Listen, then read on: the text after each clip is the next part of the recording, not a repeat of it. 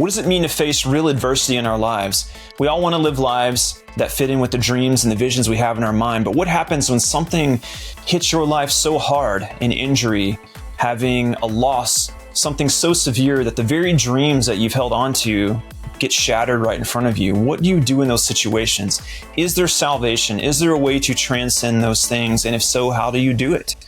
Well, if those questions are something you want to know, then you're going to love my guest today. I bring on Sam Morris, who is a transformational coach, but more importantly, he is someone who has gone through an intense hero's journey story. At just the age of 24 years old, being an avid lover of snowboarding, he was involved in an accident that left him paralyzed from the navel down. And we talk about his own journey of coming through that and how he was able to find not only peace in his life and acceptance, but new purpose that brings him joy and fulfillment. And when you meet Sam, you'll quickly see that he is no victim to life, that he is a powerful soul who inspires people to live lives true to their purpose. And I think if you've been looking for some inspiration in your life, then today's episode is for you. I'm your host, Eric Copeland, and welcome to another episode of The Music of Life. I'll see you inside.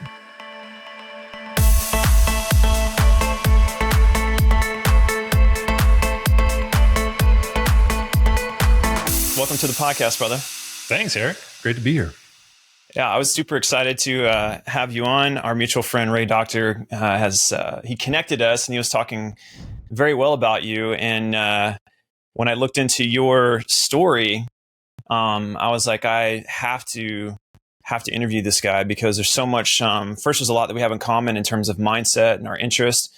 But, you've been on a really, amazing hero's journey. You've had you've taken what many people would consider a huge adversity and transcended it into huge opportunity and like a blessing in your life. And I think that's deeply inspiring, not only for myself, but I think for anyone who's watching. And if I may, I just want to kind of introduce you a little bit to my audience a little bit. So you're currently a coach, right? And That's you right. run amongst other things. Yes. Yeah. Mm-hmm. And you have a program called Zen Warrior. Zen Warrior Training. Yeah. Very cool. Yep. I liked how you said that you're a transformational guide, soul adventurer, and student of life. And you, I was reading your story, I believe it was 1999. You had an intense experience that happened where you were hit by a drunk driver. And I wonder if you might just share.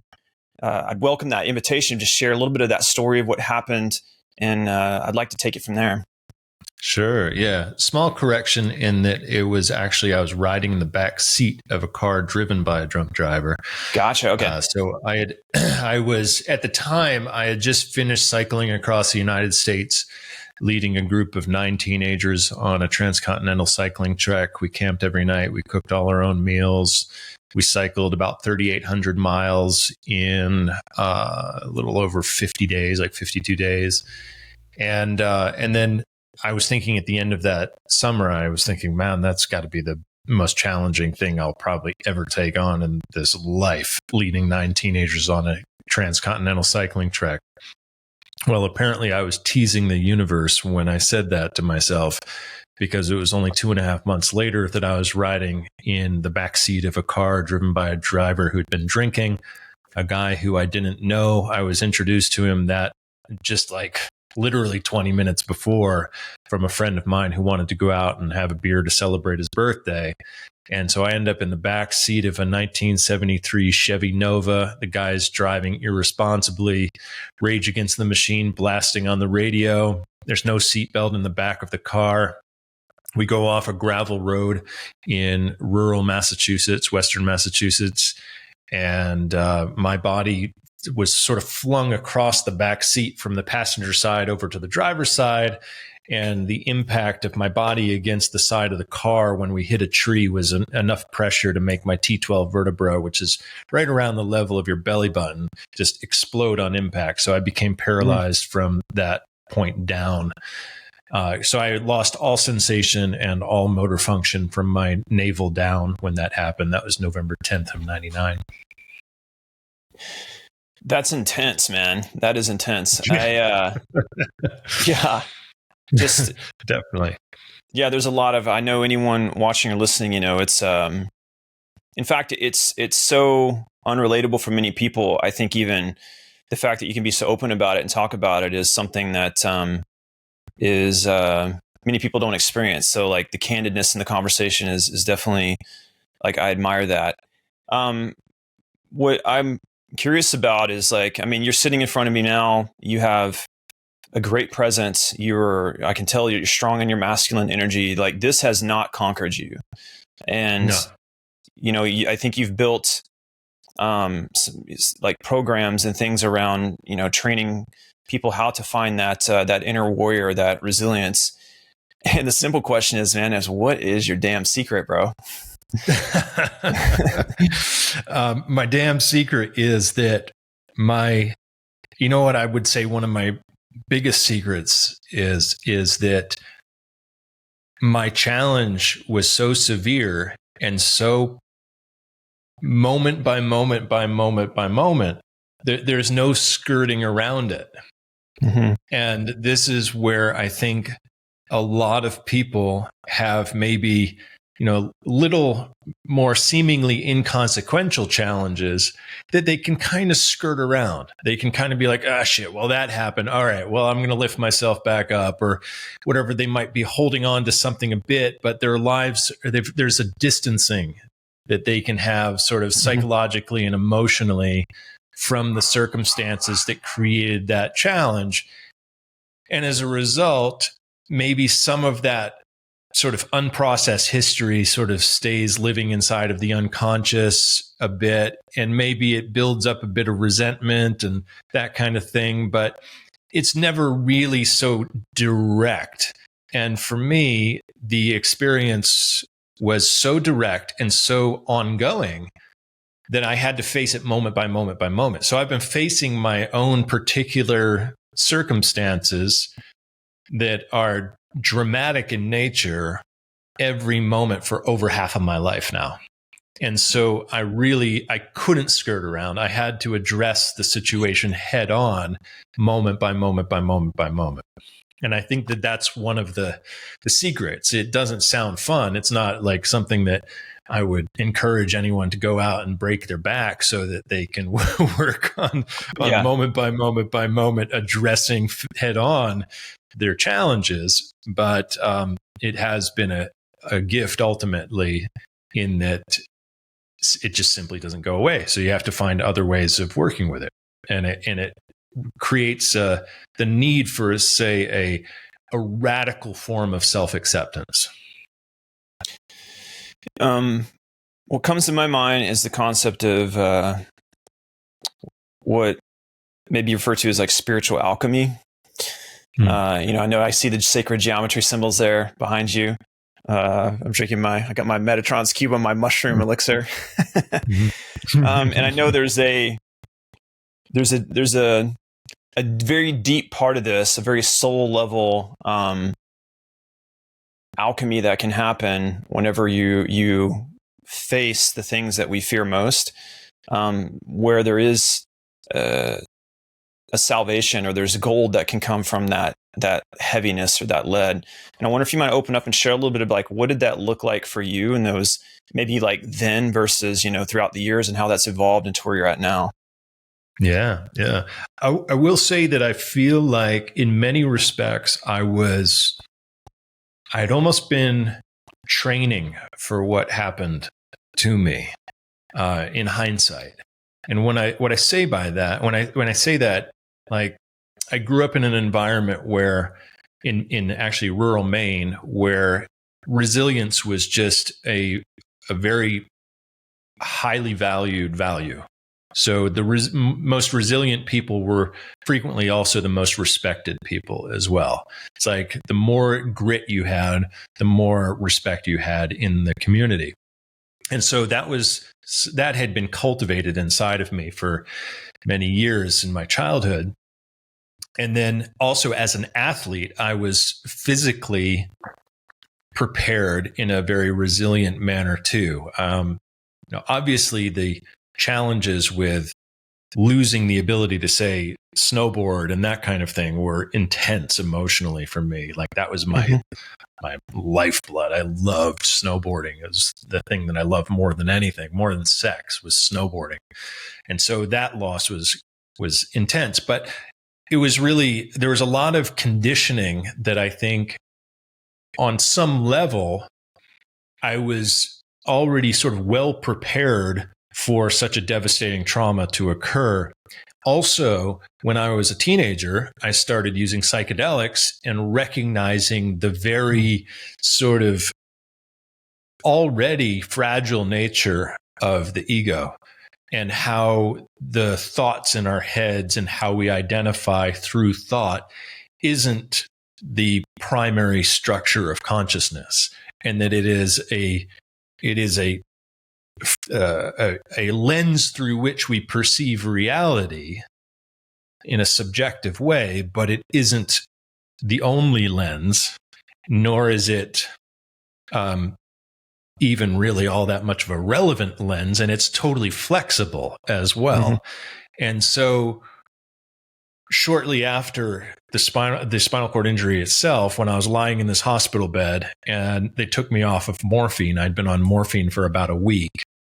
Doctor took me off morphine and I had a full-on panic attack. I was like, oh my God, what is the fuck is my life going to be like now? Oh no, I've just turned 24 and now, the rest of my life is going to be paralyzed. I'm like, no, this can't be.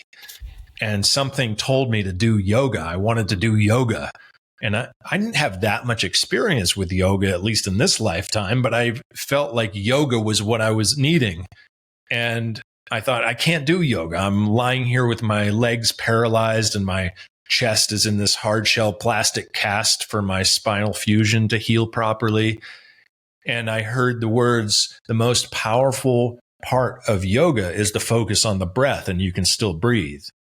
And so I was like, all right, I'm going all into the breath right now. That's just how I'm going to focus. So this was long before there was ever breath work as sort of a trending and all that, topic, like a lifestyle choice. It was 25 years ago. And so I started before Joe Rogan knew about it. Yeah, even Joe Rogan hadn't even started Fear Factor at that time.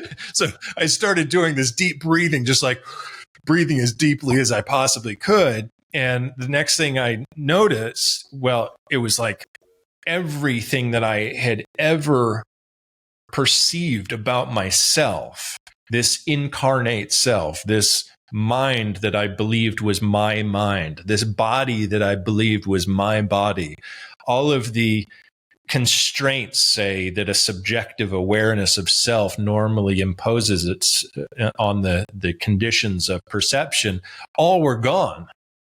It was like that had vanished. And it was like I had become inverted, where before I was the body breathing air, and now I was spirit breathing a body.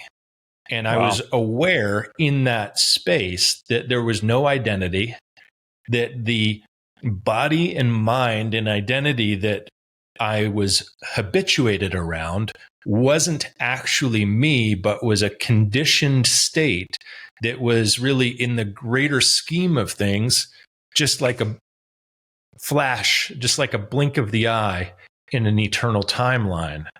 And that I didn't have to actually associate myself purely with that subjective mind, the autobiographical mind, and the autobiographical body. Like that, all of that was a perception of my experience, but it wasn't the experience. It wasn't the awareness itself. And that was so firmly tangible. That intangible experience created such a tangible state of a reference point for the actual self versus the conditioned self that it's always stuck with me. And it's been with me throughout my journey of healing. That's not to say that I didn't deal with tremendous challenges and trauma as I continued to adapt, because of course the ego comes back online. You start believing your thoughts and start believing your feelings again. And it's kind of like, okay, now I got to do the real work. I can't always stay in that state of integration. total metaphysical like dissociation. I have to come back into a sense of self. So, but it was a great reference point, and it's always stuck with me. I'm going to riff with that in a little direction here. And because there's things that coming through for me that I'm really excited. I love this concept, and it's really helped me a lot. And you're really illustrating it with your story. And it's that there is a, this has been taught like in mystery schools and mysticism. You have the Hermetic principles, you have these kind of things. And it's about the concept of polarity, this, you talked about being able to separate from the ego and experience a transcendent aspect of the self that can be referred to as like that I am state. It's just the part of you, like a great little exercise is you can imagine putting your thoughts in a clear box, in a room, and then just stare at your thoughts in the box. And then after some time, you have to ask yourself, well, who's looking at the thoughts? There's that right. I am part of you, right? Yeah. And then you can create separation between you and the emotions and that. And then you have these awakenings that occur that offer insights. And then you have to come back and say, okay, I see that it's possible to feel that way, to have a higher insight. Now, how do I integrate that into my life? And that's like, I look at going into the, let's call it the spiritual realm, a lot like the healing yin or feminine, energy of the universe. And you can't just stay there in Disneyland. You have to come home and get the lesson. Now go back. And then the fatherly masculine says, now that you can see that you're enough and you're not limited, are you going to act like it? Are you going to behave in accordance with that? And you kind of have this pendulum where you're inhaling and exhaling. You're dipping into the healing waters. In fact, there's a term called the warrior's repose, where imagine the warrior who's going out to protect what he loves and to hunt and to exhaust energy in the effort to create his own little kingdom or heaven on earth. But in coming home and sharing and having the generosity, there comes a time for him to heal and to maybe weep in the lap of his lover, to release his emotions. And I think it's interesting in our world today that you have our culture is having this battle. They see these two energies as mutually exclusive, or as contradictory to each other, and as opposed to an opportunity for them to unite. And that's being reflected in the disharmony in our relationships. You're seeing a very kind of the baby boomer hypermasculine, energy coming back, trying to say it needs to be this rigid hierarchical structure of, the nuclear family or whatever. And there's like an element of truth to it, but they're kind of throwing out that men also that society was very also marginalized people and didn't allow them to express who they were and shame people for what they considered weak, which was really maybe intuition and their ability to connect to their bodies and even being labeled as crazy or like, witches or things like that through the past. And you see this like pendulum swing in culture. And now we're at a very interesting time where it seems like there's an opportunity, even though it's chaotic right now, but in the midst of the chaos, there's an opportunity for people to unite those energies where everyone's emotions, everyone's shadows are coming up to the surface, being shared on social media, all the triggering that's going on. And there's arguments over like how our systems and structures should be, what it means to be a man and not. And it's a very fascinating time. It's scary, and yet there's huge opportunity at the same time. So I kind of want to know what your take is on that and kind of how it fits into your philosophy of life. Yeah, no, I see all of that stuff occurring as well. It's both daunting and somewhat entertaining at times, depending on how close I feel to it. When I feel really close to it or very concerned about it, it can feel a bit daunting. And then when I feel a little bit more removed, I can sort of be entertained by it. And so I sort of oscillate between those different polarities of being daunted by it and being entertained by it. Me too. Kind of and there's a very strong desire, I think, for a lot of people to be the ones who get it right, who just like, okay, now I've got it. I have the prescription, whether that's Jordan Peterson thinking that he has the prescription, or whether that is Jocko Willink thinking that he has the prescription, or whether it's Aubrey Marcus thinking that he has the prescription. There's this really, it's almost kind of like it's up for grabs. And so there's various different sort of iconic type of archetypal personalities who are sort of reaching for that, to say, yes, I was the one who created the big change. And, I see that occurring too. And I think all of it is interesting, entertaining, concerning, and also somewhat fruitless if anyone is trying to find a static sort of way that it should be done, like a do as I do type of orientation that suggests that they've got the answer, they know what it is to be a good, strong, resilient man, et cetera, whatever you want to call it. I think that frequently it's that it's still part of this kind of all of these egos want to have the answer. They want to have the right answer. They want to have the fix to the problem. And what I think a lot of them don't recognize is the way in which, by believing that they have a fix for the problem, or those who are really seeking to have just the right answers, in many respects are just contributing more to their own form of the pendulum, and they are unwittingly perhaps doing more of the same thing. Whereas really, to me, the whole process, it involves really returning to a place of integrity within yourself. And when I say integrity, it's not just sort of like a moralistic, values-based integrity, but really an integration of the entire sense of being to the greatest degree that one possibly can. And a deep honesty with oneself, and a deep honesty with one's intentions and sort of impulsive nature, and what they are trying to, convince people of in the outside world, and what is actually true for them in their inside world, and really being integrated with all of that as much as possible.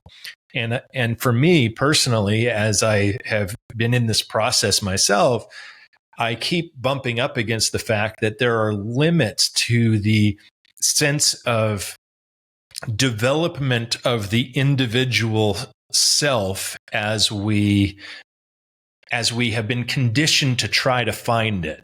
It's like it's kind of like a game of whack-a-mole, where new behaviors and tendencies and identifications will pop up in new ways. And it's kind of like, oh, I finally healed that part of myself. And it's like, oh, there's this, and then there's this. And ultimately, for me, the experience has come to a place of recognizing that in and of itself is part of the problem, because things are focused so much on one's perception of self, the autobiographical self. Again, like, oh, what am I going to do now that I get this insight and I share it on social media, and then I become known for sharing this insight on social media, and that gives me clients because I did just the thing. And it creates more of the same thing, just in a more sort of insidious and somewhat spiritual or like personal development-y kind of way, versus one of the great phrases that a close friend of mine, his name is Prince Stash, says on a regular basis. He uses the phrase, the absolute elsewhereness of being. And I love that term, the absolute elsewhereness of being, because it really comes down to recognizing that little child in us that wants to have the right answers and wants to have just the right personality and identity and wants to heal all the things, all the wounds from the past, and wants to have just the right career based on purpose and meaning and blah, blah, blah. Wants to feel safe. And feel safe. Exactly. It's still coming from that same sense of that there's something broken that needs to be fixed, and then I'm going to fix it. And because I'm going to fix it, then I'm going to be safe and I'm going to be validated. And actually, when it comes down to it, nature doesn't give a shit. It's like, because it doesn't see you as broken. It would have to see itself as broken. It's like there is no nature. And then it is an interesting, it's, that's the funny thing about reality is it's full of paradox, right? Yeah. Seeming opposites that seem to be a duality or a dichotomy, but really are two sides of the same coin, looking for both to be, and we're like towing the line between the expression of the ego and the integration of the soul all at the same time, and we're at this present moment with it. And that's well said. Yeah. Yeah. Even today, I was looking at this in a somewhat new or nuanced way where I was thinking about how I have a value around adaptation. And then I was like, why do I even need to have a value around adaptation? Like, what does that even mean? It means that I somehow see myself as different and that adaptability is a value that I possess that is different from what is occurring anyway.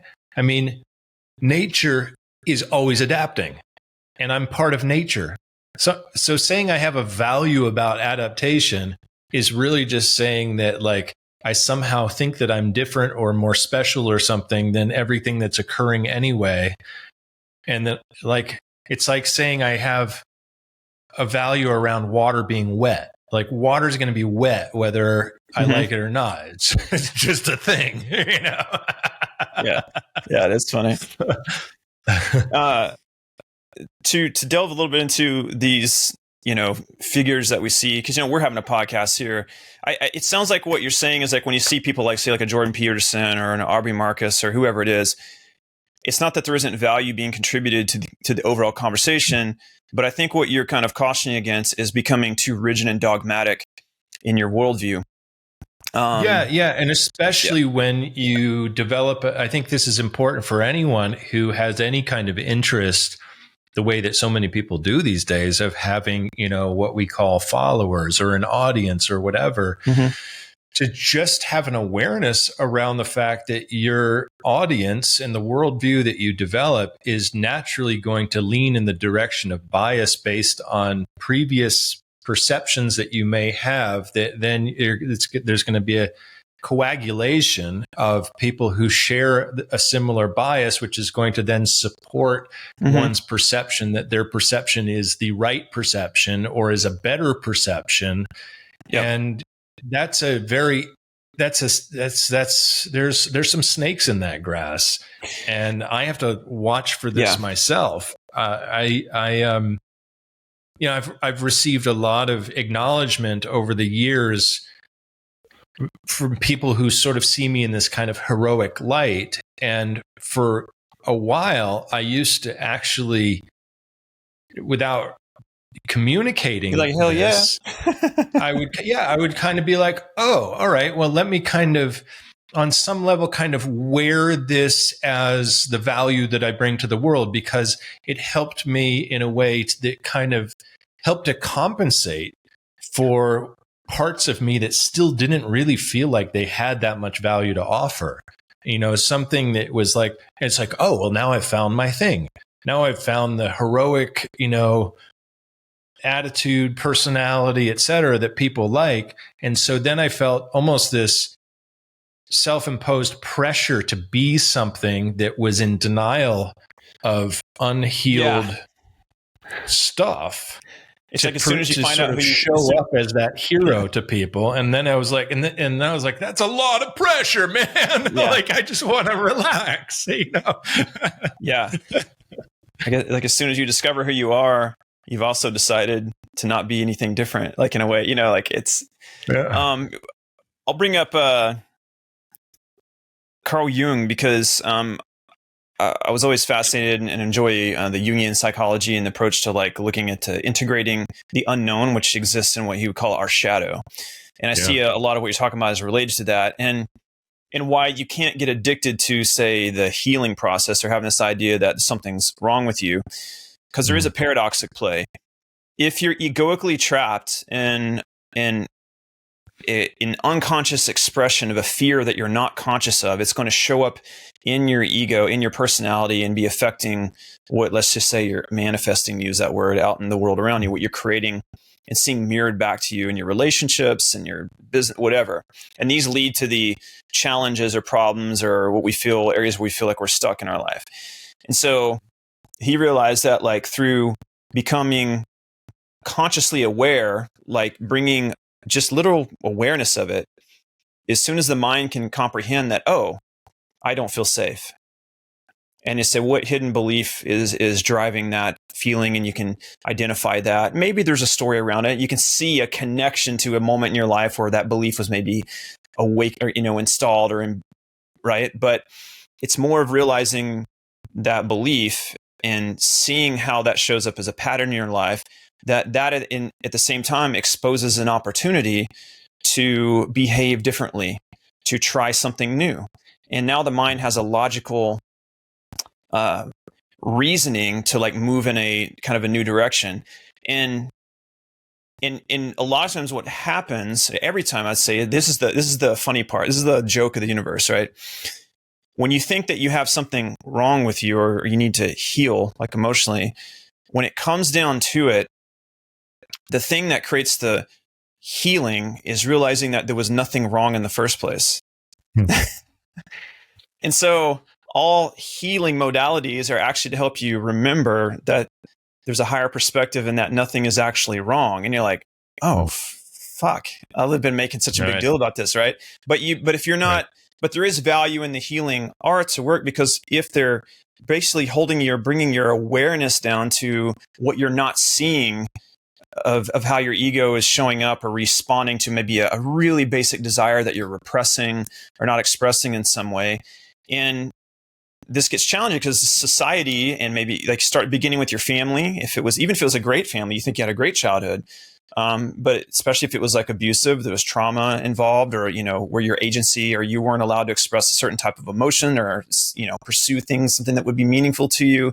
Cultural programmings and stuff create your survival mechanism will as a child is going to coalesce to adapt to the tribe. So it's this weird thing where in life we need community to be safe, but we also need to have the courage to risk ostracization from the community in order to be like a warrior or to offer real value to the world. We have to kind of be willing to break rapport a little bit with the status quo and have good judgment or discernment as to pick do that in a way that you don't need the validation of other people following you and doing it too, or whatever. I don't know. It's like you might momentarily need a support group that maybe is doing that same thing, but realize that might be a momentary relationship. You're being incubated in a useful way for a certain amount of time so that you don't become addicted to a community or limited by a community that at one moment might have liberated you. Maybe even something like AA, like it's a good program, but there might come a moment where you realize that there's a time to evolve past telling the story over and over again that, I'm a this or I'm a that. There's actually levels to this, you can let go of that. So it's fascinating to see all that play out, in these different ideologies that we're seeing so in your face now, because, it's on our little flat screen. We see it on our phones. We're seeing everyone's opinion and they're hammering at these different philosophical points. And I think what you're saying is that as an individual, you have to see that all of them contribute some truth and they all are limited at the same time. And so it can be really, I'm glad that you're bringing up this topic. Yeah, because it can be addictive to get addicted to healing yourself. It's like you've gone from exogenous forms of drugs to endogenous. In other words, exogenous meaning you're taking something from outside of yourself, whether that's alcohol or some type of drug or some type of substance, And instead you're replacing that with an inner substance of dopamine or whatever it is that is like, now I'm on my healing journey, and there's always something to heal. It's a perpetual sort of state of seeking some type of perfection, of seeking to move through some type of wound so that one can get a hit of dopamine, like, oh, good job, I'm doing a good job. That creates its own potentially insidious sort of feedback loop, which can be in some respects harder to get out of, because it's more sort of it's applauded and acknowledged by culture and by community. They're like, great job, you're doing great, and so you want more of that, you want more acknowledgement, you want more healing, and it's you're just on a hamster wheel of healing. And of course, some healing is better than theoretically being in a destructive pattern of substance abuse that is going to make your life fall apart. And one could say that, for some people, that staying at that level of perpetual healing may serve some type of a purpose to prevent them from going back into a self-destructive use of alcohol or drugs or sex or whatever it is. But you're absolutely right that there's a limit to that. There's a cap to that. And, something that I think is something that we can easily look over in this world of seeking some type of abstract personal perfection in relationships and career and health and all of the things that we seem to be seeking in all these areas that a lot of people are seeking, these states of perfection, spiritual perfection, etc. Instead, it's like, well, are you using your experiences in a way that can be metabolized and catalyzed into something that is creative? That's a creative expression. Like for me personally, I don't listen to any music where I can feel that it feels like a totally positive experience. If it feels like it's totally positive, it lacks an edge. It lacks a soul to it.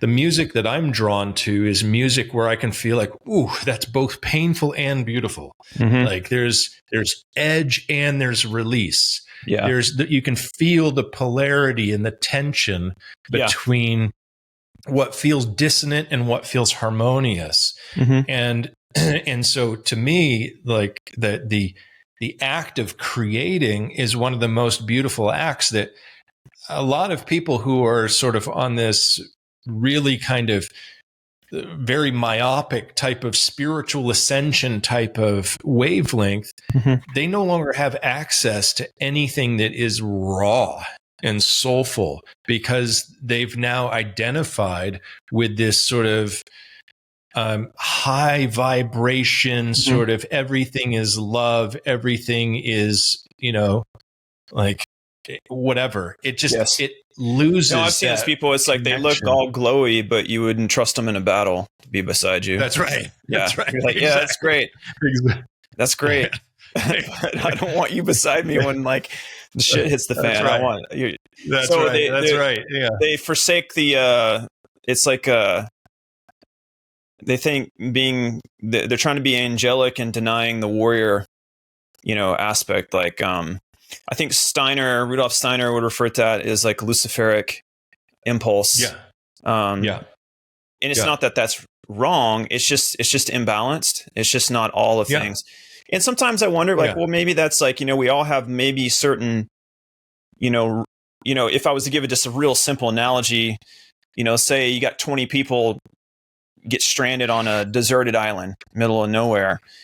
You would hope that group of people would have a healthy amount of diversity.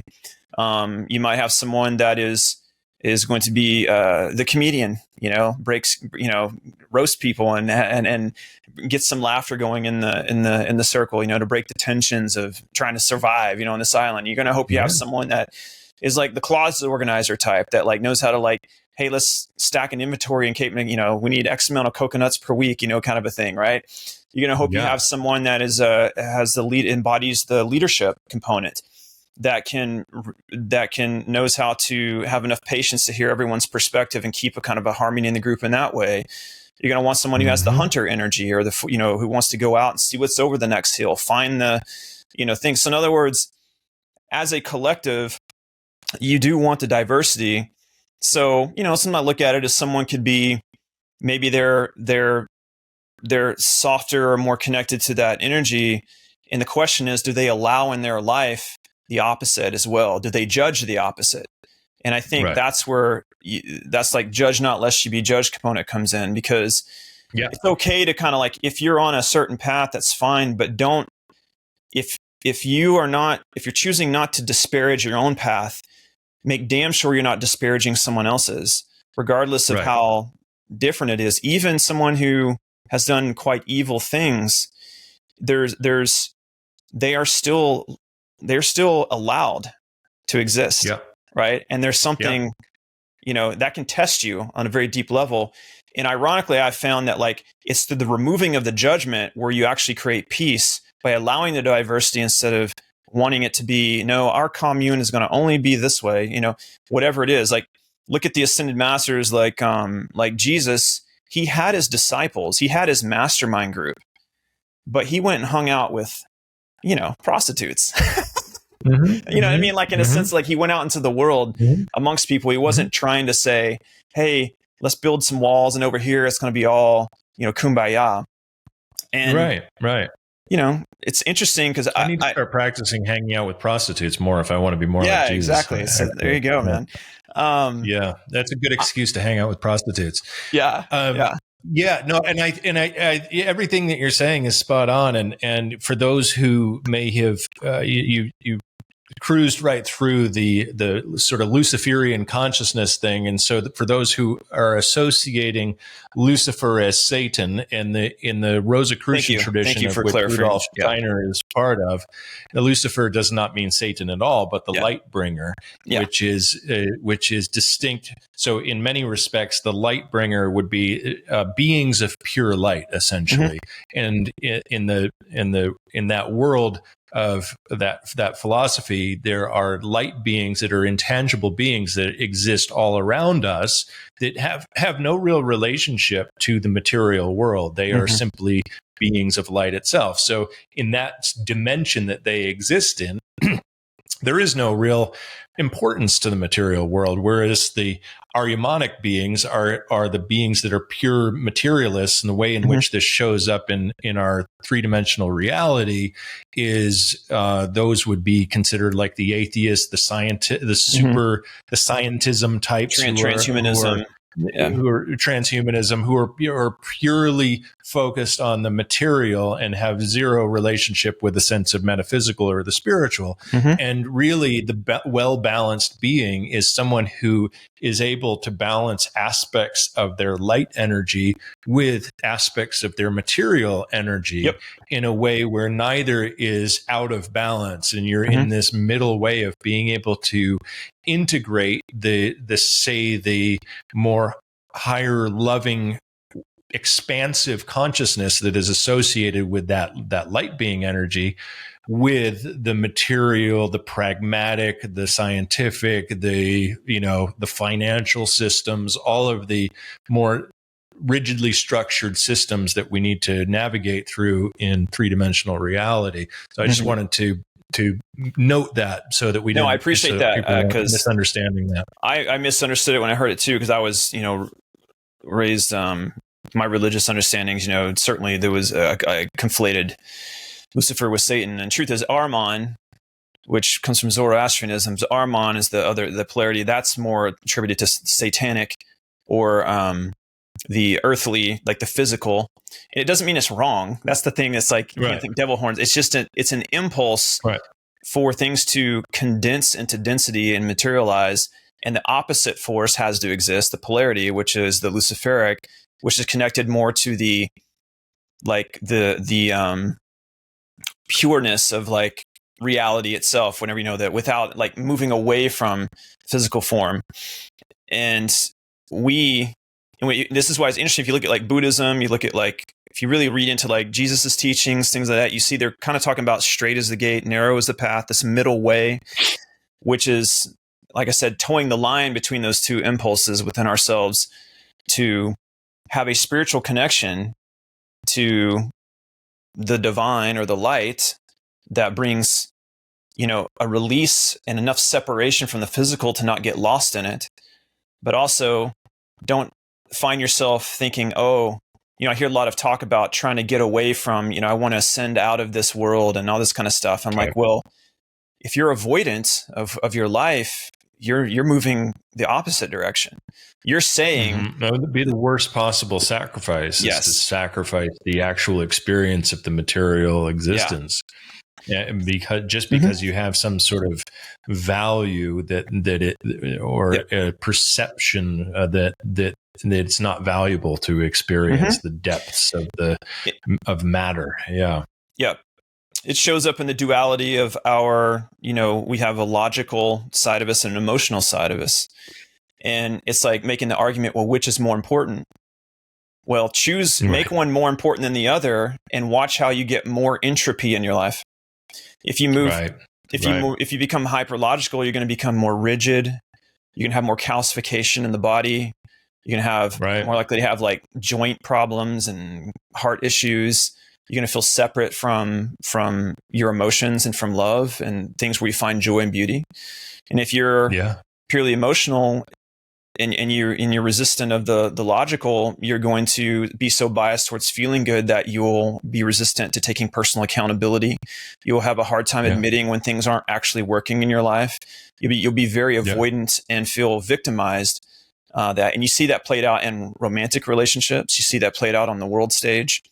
Where it really is like, as I was saying earlier, it's like this battle between these two forces that are all part of one thing. And that's like a true spiritual or ascension path. The way I understood it from like the Rosicrucians and things like that was like, it's about alchemizing those two.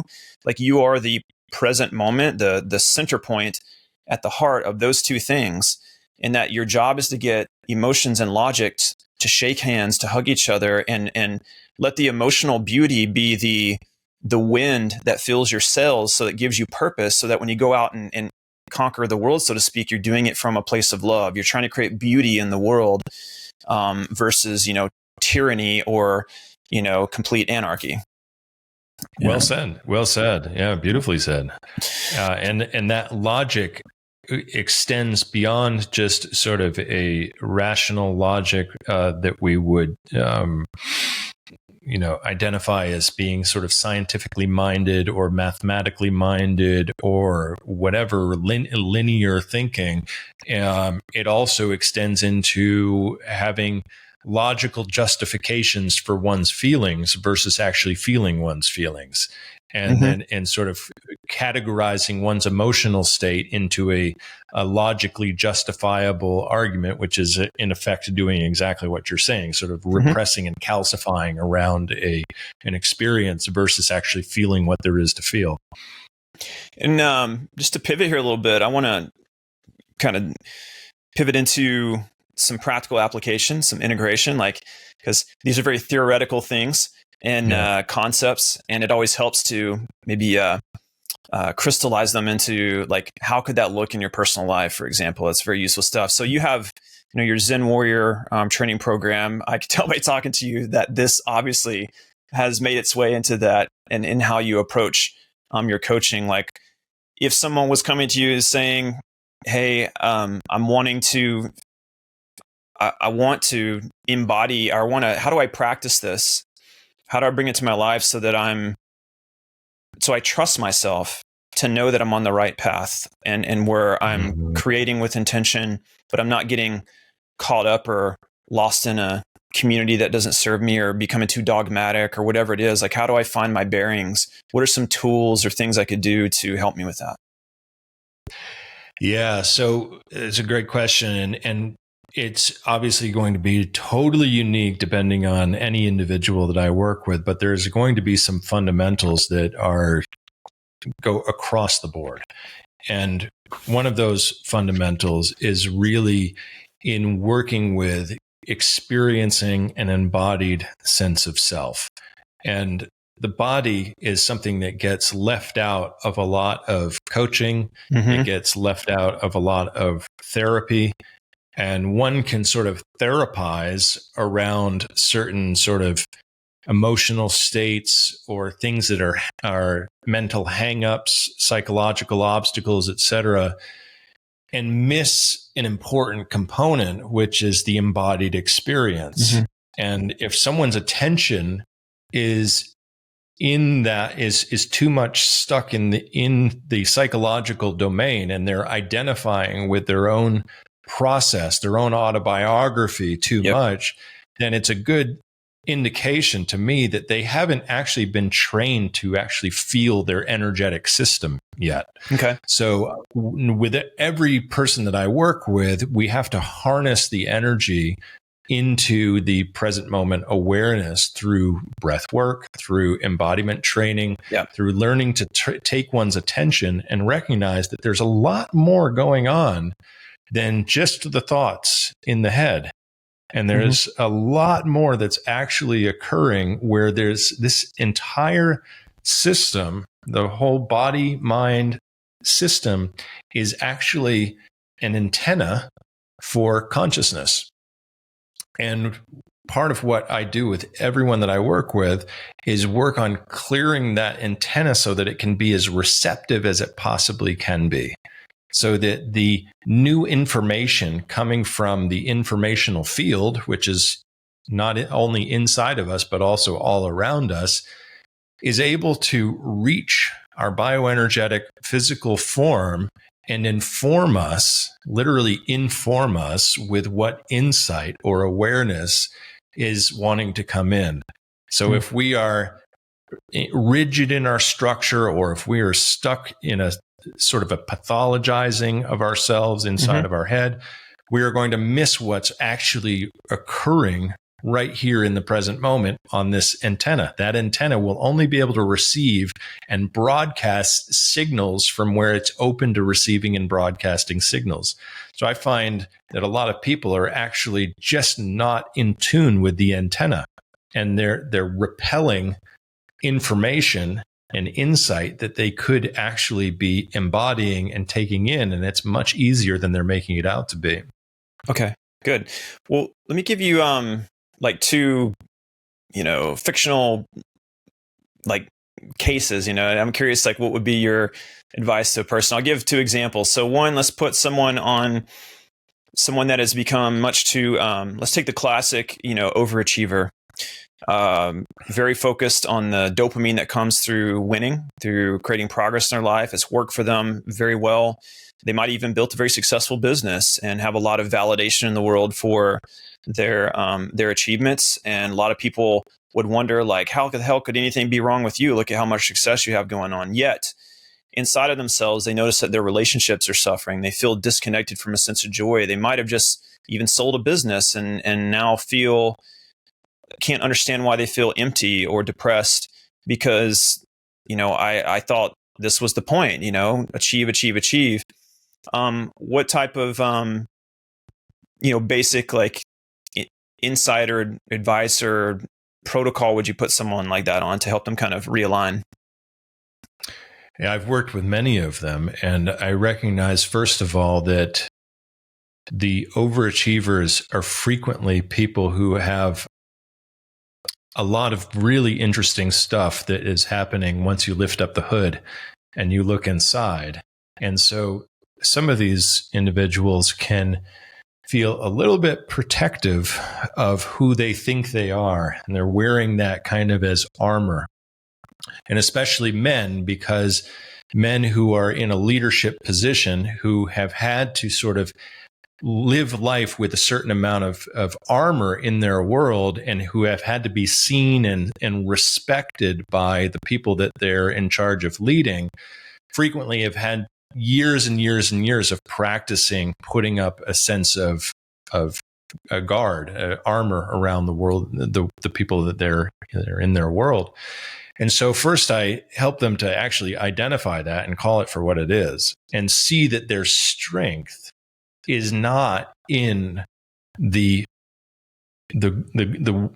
shield that they're putting up, and see that there's actually a deeper strength that wants to reveal itself, but they've just been conditioned by society to believe that the strength is in the shield, the strength is in the armor, and the strength is in the skill sets.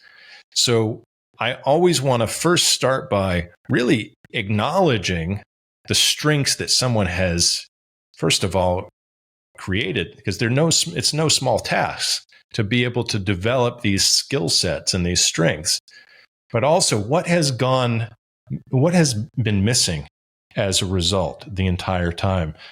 For example, you and I are both musicians. If I am practicing guitar and I'm practicing my left hand technique, and I get amazing at knowing all of the scales and modes and chords all over the neck, and I can get all over the neck, but I haven't practiced my right hand technique at all, I'm going to be an out of balance guitar player. I'm not going to be able to play in rhythm, and I'm not going to have the touch that comes with developing right hand technique. So once people see that for what it is, then they're a little bit more willing to recognize once you can actually see and appreciate that your genuine power is not related to the skills of putting up the barriers and navigating the world and leading from that place, but there's actually a deeper genuine power there, then you develop a curiosity. You're like, well, what is this? I want to know more about it. And then developing those embodiment, the embodied awareness helps you to see. And it's very easy. People will tell you energetically. They'll either tell you vocally or they'll tell you energetically, just by how they show up, what they're actually overlooking. And the art of good coaching is to be able to point that out in a way that is not triggering to them and helps and reinforcing some sort of distorted opinion of themselves, but actually is inviting them into a conversation with those parts that haven't yet been fully nurtured. That's amazing. And let's swing the pendulum to the other side of the polarity. And let's say we have a person who feels like they just are having trouble digging deep and finding enough self-confidence. Like there's a part of them that feels unexpressed, that's wanting to, that actually wants to manifest more or achieve. They might have been drawn to very spiritual principles. They heard the compensation plan and they got excited by these, spiritual concepts, but they still find themselves struggling with like, they're not actually seeing the manifestation. They may notice that they get a lot of, it's difficult for them to connect with what it would feel like on the other side, or maybe even have a hard time with it. They struggle with boundaries. They find themselves feeling like they're often like a victim in life, or other people are taking advantage of them. And it's just like, no matter what they do, they're never really getting to be their true self or follow a path that's really truly theirs. And they don't know where to find or how to dig in and find the strength. They feel like, if I'm going to do that, why does it seem like I have to be mean or become an asshole or a tyrant in order to move in that direction? Like, what do I do? Right. And frequently those people are caught in a place of comparison, who they might have always kind of felt like the outcast in the world. And that outcast identity became their safe place.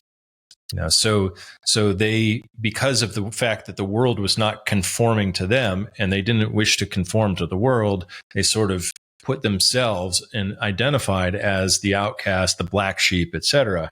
Frequently, it's the black sheeps and the outcasts who have some of the most interesting things to bring to the world when they really start to look at what I would describe as sort of the mosaic of life experience and what wisdom can be actually mined from those experiences. If you're used to perceiving yourself as the outcast and everything is going to fit into that pre-existing and presupposed identity, that you're going to feel a certain way, you're going to feel a certain sense of shame, guilt, rejection, etc., then you're less likely to actually look at the life experiences that you've had from a neutral place of wisdom. But if you're invited into those types of conversations where instead of like fitting those experiences into a perception of futility, like where everything was just a futile experience because the rest of the world just doesn't understand me. And I'm never going to be able to be that assertive, confident, blah, blah, blah. That assertive, confident person is just not me, et cetera, et cetera. Then what that indicates to me is they're actually looking at their entire identity through that limited lens where everything is already preconditioned to fit into a state of futile. And there's nothing, and futility is the opposite of wisdom. If I look at an experience and I say that experience was a futile experience, it hasn't made my life any better, then that is the polar opposite of looking at an experience and going, wow, I learned something from that experience. Now I have an embodied state of wisdom that I can bring through.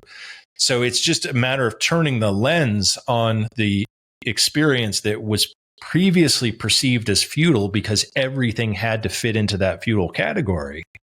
And instead looking at it as what can I mine for wisdom from that? And how can I have a deeper appreciation for the gift of life that is occurring inside of me and how it's revealing wisdom to me? And how do I want to apply it in a way that feels good to me, whether it's in relationships, whether it's creatively, so that I can actually get back to doing what human beings are fundamentally here to do, which is to generate some type of change. It's really catalyze some type of change. Yeah. That's actually a somewhat new insight to me that catalyzing change is a more fundamental need than the need to survive. That survival is here to support catalyzing change, but catalyzing change, yes, it requires survival in order to do it, but it's a more fundamental need than survival itself. Yeah. So I see it as like there's in psychology, you could have this, or in science, or neuroscience, that you have the reticular activating system. And it's the RAS, they call it. And it's a very interesting phenomenon. It's when whatever like if we feel unsafe and we're in survival emotions, we're going to see the world in terms of, we're going to have a hypersensitivity to things that we perceive as threats to our survival. So whatever we believe to threaten our survival, we are going to see more of. You can experience this like if you have if you've ever, like when you have bought a new car and you were, anticipating it and had a lot of positive emotions around it, even when you began researching, especially when you buy it, all of a sudden you see everyone, drive, you see that car everywhere. And that's the reticular activating system Right. Doing that, where you have a bias towards seeing that thing. And so I think this plays into this concept of manifestation and stuff. So we all, love like I said, I joke about it's like the MLM. It's like hearing about spiritual knowledge. Like people love to go to the hotel and hear the compensation plan for the MLM. They get all excited about it, but then the real work, they're like, oh no, because what you realize in order to truly thrive is you have to learn how to flip your reticular activating system. You have to transcend this. You have to transcend survival and flip into the possibilities of where you experience the higher expanded emotions of optimism, or in first neutrality, optimism. You start to perceive and see opportunities. You start to experience the synchronicities and things that are aligned with that. And you really have almost like your RAS is always kind of like flipping, flipping. Yeah. And it's a really interesting, once you just see it as like binary like that, all the tools for like coaching tools, I got my life coaching certification as well a couple years ago. And you see a commonality in a lot of like wisdom traditions, Buddhism, mysticism, coaching, all these, therapies. There's an overlay where they're essentially helping you to, one simple way of looking at it, they're helping you to flip your RAS, to realize that you're perceiving lions in the room that don't exist. You're creating those are stories you're creating of your mind. And once you can see that it's a creation, it's like you realize that it's a dream. And just like in a dream, you can turn around and face the scary thing in the dream, give it a hug, and it'll evaporate. It'll turn into something, and there's a chest of gold waiting for you with some new adventure, some new path for you. And that's where the exhilaration and the excitement of life comes, in that path. So it sounds like you're helping people to do that, with your programs. Absolutely. I've got another guitar playing analogy for the guitar players out there. Let's go, baby. I was actually just listening to a YouTube thing from a Berkeley College of Music professor last night, and it was sort of below my experience level, but it was still very interesting because when I really listened, I was like, sometimes I'll go and listen to things that are designed for beginners because I want to see, okay, what might I have missed along the way that I could improve on that could actually make my playing better. Yeah. And whether it's guitar playing or any other skill, or this could be related to anything in life, anything from a physical skill to an emotional skill to anything. Mm-hmm. And this guy was teaching how to play this simple, super slow progression of notes. He was doing the chromatic scale of one half note after another, one microtone, one semitone after another. And he was doing it so slowly. And for most people, playing something that slowly, especially if they have a certain amount of facility with the instrument, would be irritating. Mm-hmm. And so it'd be frustrating. But what he was doing was he was saying most people never learn how to play cleanly because they don't play slow enough. And this actually can be applied universally to anything in life. We think we know something. There's a lot of guitar players out there who can play fast, but they can't play slow. They can play fast, but they're missing something, that they're missing a certain amount of tonal integrity that they could embody if they actually slowed down to play it right. And so one can see this analogy and how it shows up in our lives where we think we know something, and especially a lot of high achievers are really like this. We want to take in information. We want to be able to regurgitate it and make use of it as quickly as possible. But in taking in that information, frequently, we're missing a lot of the subcontext. And when this is happening at the level of identity and how you relate to yourself and and the stories that you tell about yourself, so much of the stories that we've told about ourselves, we've just tried to efficiently learn and then move on so that we can make them unconscious. But by doing so, we've created a lot of sloppy behaviors in our own identity and in how we see ourselves and how we see the world, because we're seeing the world through this lens of developing sloppy mental behaviors and habits, which aren't really fully philosophically in alignment and in integrity with who we really are. So when we slow down to examine those things, we can go, oh, I just need to actually start to look at that from a more nuanced perspective and not just rush to some conclusion that I understand that about myself or the world. Reminds me, was it Jim Quick? He talks about going back to forget that you think you know, and like it's kind of like go back to kindergarten on something. And it's funny because you do have to get the ego out of the way and learning how to Zen.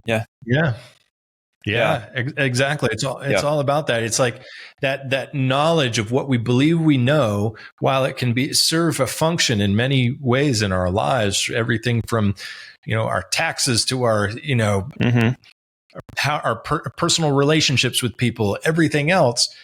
It's still if we don't embody a state of curiosity equally or as much as we embody the state of what we believe that we know, then what we believe that we know is going to calcify into entropy, and it's not going to lead to any kind of new results. So we actually have to be able to at least embody just as much curiosity as we do knowledge.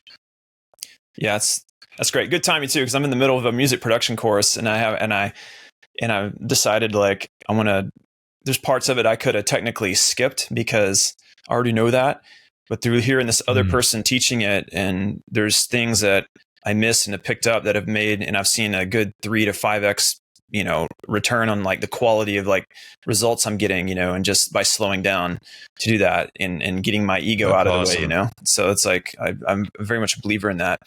It's a paradox. It's the tortoise and hare. It's being soft is strong. Slowing down gets you there faster.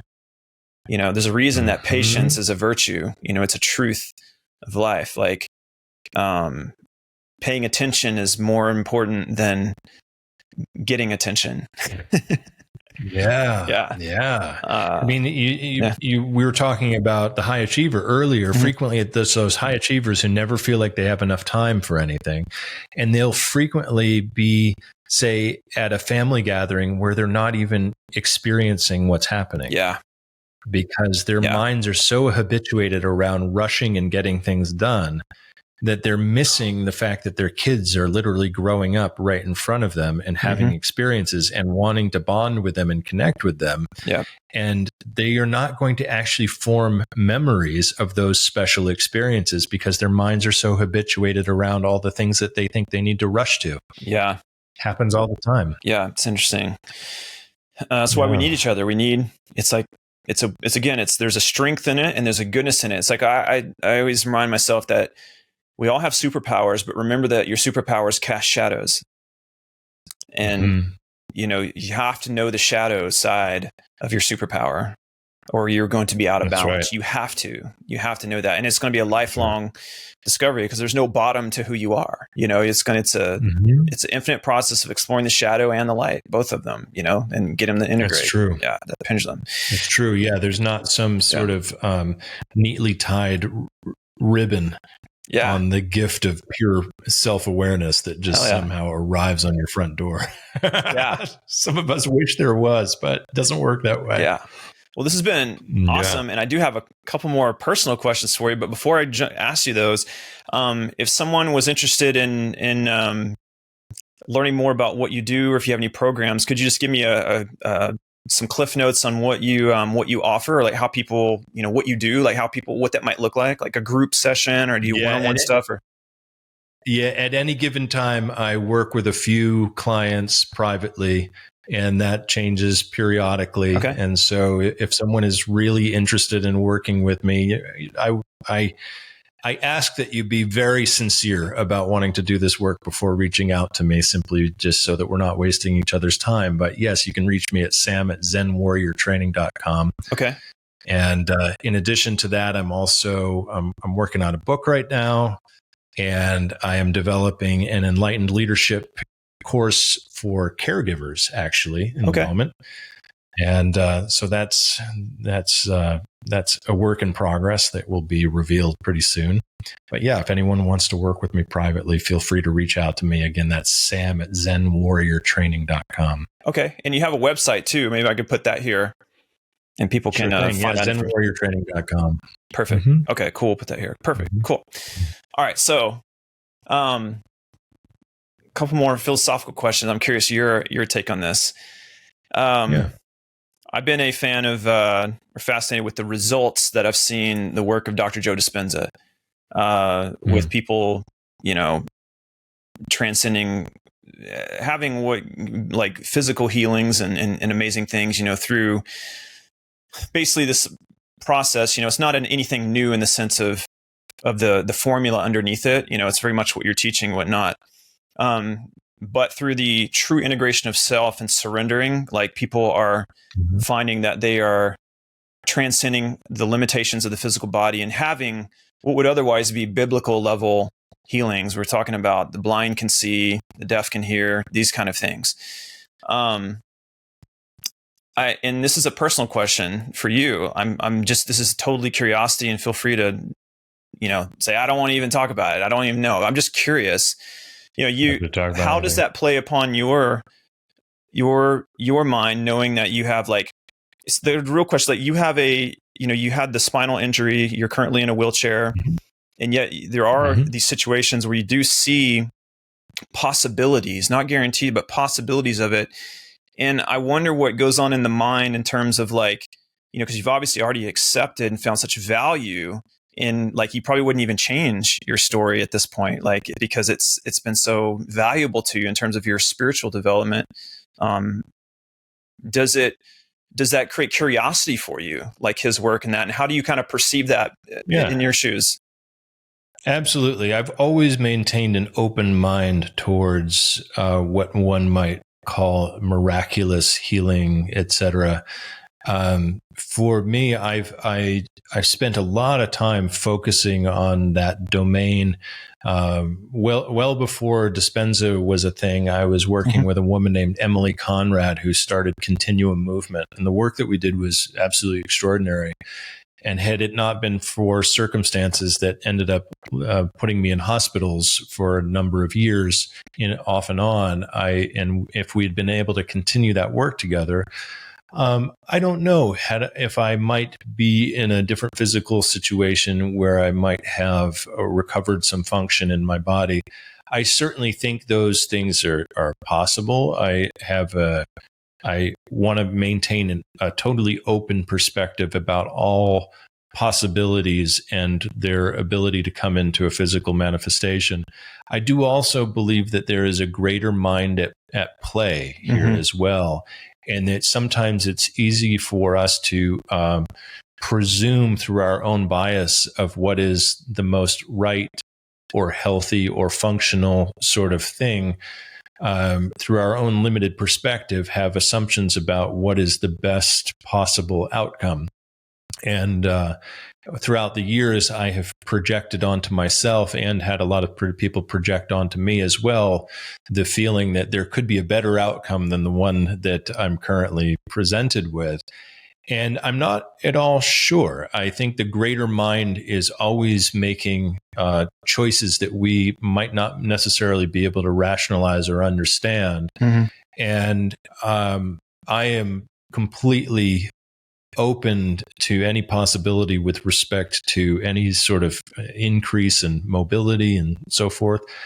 I also know that from a practical standpoint, when I look at it through that lens, I have been paraplegic for close to 25 years. So there's a tremendous amount of both muscle and bone atrophy, in addition to the nerve challenges with the spinal cord being, not to say that there aren't any number of possibilities for healing, restoration, et cetera. I do think that sometimes we will impulsively kind of have an idea of what is the most appropriate outcome that will impose upon a greater mind and its own agenda. And I think sometimes one has to be aware of the fact that the greater mind is always at play and may have a different plan for us than what we would see as the most convenient and efficient plan. Well, I appreciate you sharing that. I did bait you a little bit. I'm not surprised by your answer at all. I think because I've kind of thought about this conundrum as well, and I had my own stuff with gut and stuff in the past year, and I could see the relationship between lifestyle and that, and it was just so I've practiced some of that work, and I noticed that whenever there's just a letting go, it's a weird thing. It's like you can't seek the healing for the sake of the healing. It has to be that's what I think, like the soul. It's like more of what's in the best interest of your soul's development, and it's just acceptance of what is, and a surrender to that is part of that. And then whether it was just a fascinating kind of a conundrum I found myself processing, and you, your insights really useful for that. So I appreciate you sharing it. My pleasure. I think this is a very, very deep and profound thing to look at. And for many years, I swam upstream against the tide of acceptance because I had a belief in myself that acceptance meant giving up. Yeah, exactly. That's it. So there was part of me that was in this space of a perpetual battle with my circumstances to say, this is not okay. I'm moving in the direction of healing. And if I accept, then I'm giving up. And that actually created a lot of inner conflict inside of me for a while, where I wasn't able to really step into a feeling of wholeness inside of myself, because I was in a perpetual battle with myself, always trying to make some things different. And I find that a lot of, and I've also worked with people who are in a space of moving into death as well. And that's a very, very interesting space for coaching, to work on that. It is the most profound level that I can see of coaching, is working with people who are in a dying process and who are working with, letting go of this body and rejoining just pure spirit and what that brings up for people. And so it's a very, very nuanced and personal experience. But the one thing that I do think is uniformly true is that the deeper the acceptance, the more likely we can actually have the capacity to do the healing work, which is a paradoxical. It seems to be paradoxical, but it actually is they're two sides of the same coin. Well, I think it comes back to that RAS flip again. It's like, in order for you to step into a creative frame as a co-creator with reality, there must be this surrender to the reality itself. You must accept that, like, it is that paradox. You have to not be running away from what is. Otherwise you're in resistance to it, and yet, right. and I think the layer you added to it as well, where there is a higher mind, or there's higher levels of I guess us, or whether you want to look at it as like an oversoul, or decisions that we might have made about our life beyond what the ego can comprehend or understand now, that play a role. Another example, I don't know if you know who Sean Stevenson was. He was. Yes. I actually, I knew him, but not well. Yes. Yeah. I had never personally met him, but my mentor, Mike Koenigs, and some of his friends, I knew him very well. I was hanging out with them and got to see a video that he made like the day before he passed away. And, thinking his friends. And then they were telling me that when he was when he was in his final moments in the hospital, he had a moment of lucidity, and he opened his eyes, and he said, he could tell he was having a realization, said, "This didn't happen to me, it happened for me." And that was his final words, as he transitioned. I love that so much, because that phrase is used sort of ubiquitously in the coaching world as a sort of platitude, with more or less embodiment of the phrase, but it's challenging to really embody it. But what you're speaking to here is the truest form of that communication, where someone is literally dying, and his last dying words that's profound in that circumstance. Yeah. Wow. How beautiful. That guy lived an incredibly beautiful life. Yeah. Yeah. It's amazing. I'm getting those chills right now. Well, Sam, we'll go ahead and put a little bow tie on this, but it's a very enlightening conversation. I really, admire and appreciate your perspective. If you're open to it, man, I would love to reconnect with you in the future. And I think, of course, I'd love to have more. I see many more potential conversations. We could go on for hours. Don't tell me that, man. Yeah. We might. They think a 3-hour podcast is wrong. Have some more of that mushroom juice, and we'll be up all night. Just chatting. Yeah. Right. Well, we'll use that nice chemistry and tension, and we'll be patient. Absolutely. Slow down and save it for another time. So with that, thank you, brother. Thank you for being here and sharing your truth. Absolute pleasure, Eric. Thank you for inviting me. Awesome. Well, I'll pop that link to your site here one more time. People come check you out. For those of you watching, if you have any questions or comments for myself or Sam, any topics that you'd love to hear about, or, you just don't like my shirt or my face or something, man. Hey, it's YouTube, leave your comment. It only helps the algorithm. Let us know if there's anything you'd like to hear more about. We covered a lot of topics. And with that, Sam, we'll bid you farewell, brother. Cheers, Eric. All right. Bye, guys.